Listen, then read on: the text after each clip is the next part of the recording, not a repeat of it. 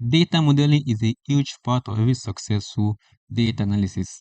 So welcome back to Exam Island, where we're trying to learn and master the Microsoft Power BI tool over the next 100 days. Today is day 30, and we're going to continue from where we stopped from our previous live stream. We started a new course in this journey, which is data modeling in Power BI.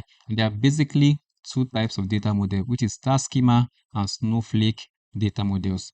Today, we'll be continuing and starting a new chapter in the data model course, which is dimensional modeling, which is actually creating dimension tables, which are major part of snowflake schemas and star schema. We have dimensional table and fact table.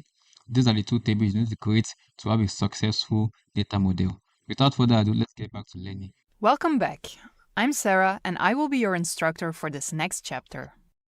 Earlier, you learned that data models provide a conceptual representation of data elements and the relationships between them.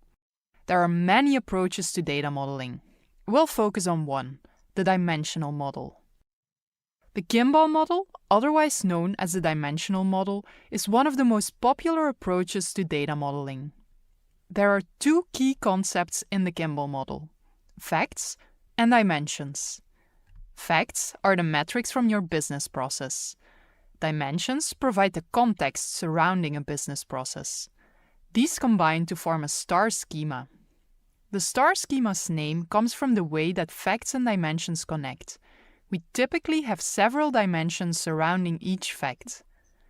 In this example, measures related to property sales are stored in the fact table, and the lender, salesperson, date, property, and payment type tables provide more context about each property sale. Huge amounts of data are organized in this way in data warehouses. Power BI is optimized to use star schemas over any other way of loading data, so Power BI is faster and easier to use